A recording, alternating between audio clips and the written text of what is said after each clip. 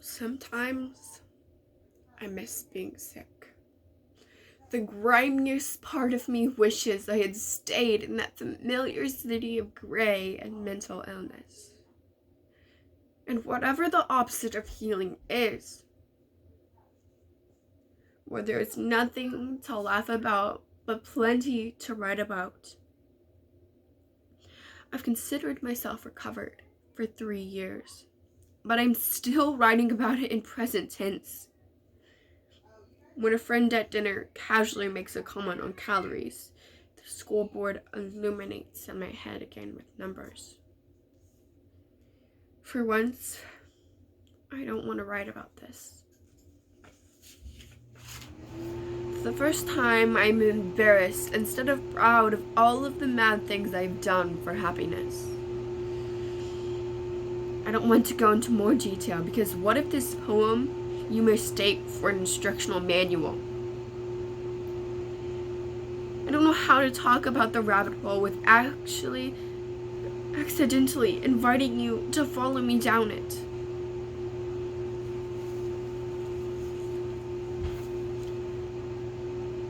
Have you ever felt that feeling of hate, neglect, or anger? Your body is an enemy in a civil war you can't win. Anorexia is not a choice, but recovery is. This is If My Body Could Speak by Blythe Baird.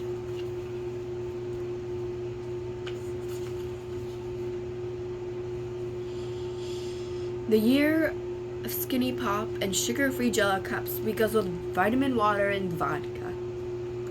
Toasting to high school survival and complimenting each other's collarbones. Trying diets we found on the internet, like cigarettes, eating in front of a mirror and donating blood.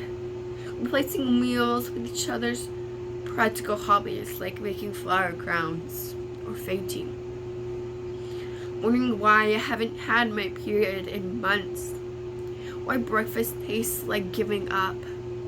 Or how many more productive ways I could have spent my time today. Besides Googling the calories in the US envelope and watching America's Next Top Model like the gospel, or hunched over a naked bathroom scale shrine, crying into an empty bowl of Cocoa Puffs because I only feel pretty when I'm hungry. I used to love the feeling of drinking water on an empty stomach, waiting for the coolness to slip all the way down into the well. Not obsessed with being empty, but afraid of being full. I used to take pride in being able to feel the cold in a warm room. Now, I am proud I have stopped seeking revenge on this body. This is the year of eating when I was hungry, without punishing myself. Now, I know this sounds ridiculous, but that shit was hard. When I was little, someone asked me what I wanted to be when I grew up, and I said small. When I lost weight, my dad was so proud he started carrying my before and after photo in his wallet. So relieved he had stopped worrying about me getting diabetes.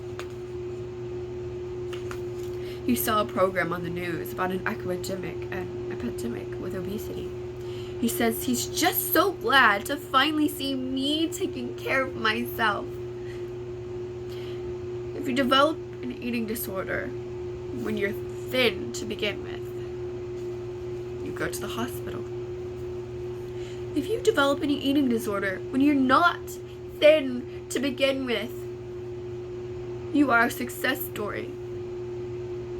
So when I evaporated, of course, everyone congratulated me on getting healthy. girls at school who I never talked to before stopped me in the hallway to ask how I did it. I say I'm sick. They say, no, you are an inspiration. How could I not fall in love with my illness? With becoming the kind of silhouette you're supposed to fall in love with? Why would I ever stop wanting to be hungry? When anorexia was the most interesting thing about me. So how lucky it is now to be boring. The way not going to the hospital is boring. The way looking at an apple and saying only an apple, not 60 or a half an hour of sit-ups, is boring. If you're not recovering, you're dying. The time I was 16, I had already experienced being clinically overweight, underweight, and obese. By the time, as a child, people called me fat, which didn't offend me until I found out it was supposed to. When recovery is not on yoga mats, tea, and avocados, it is work. Not wanting to die is hard work. Every time you asked me if I was full, I heard fat. But I am trying so hard not to do that. I am trying to not search for the nutrition label on the back of a candle box. I am trying not to dab my pizza with a napkin. I am trying to stop doing this. Things that don't make sense. I am trying. I am trying. I am trying. My story may not be as exciting as it used to be, but at least there's nothing left to count. The calculator in my head has finally stopped. Thank you.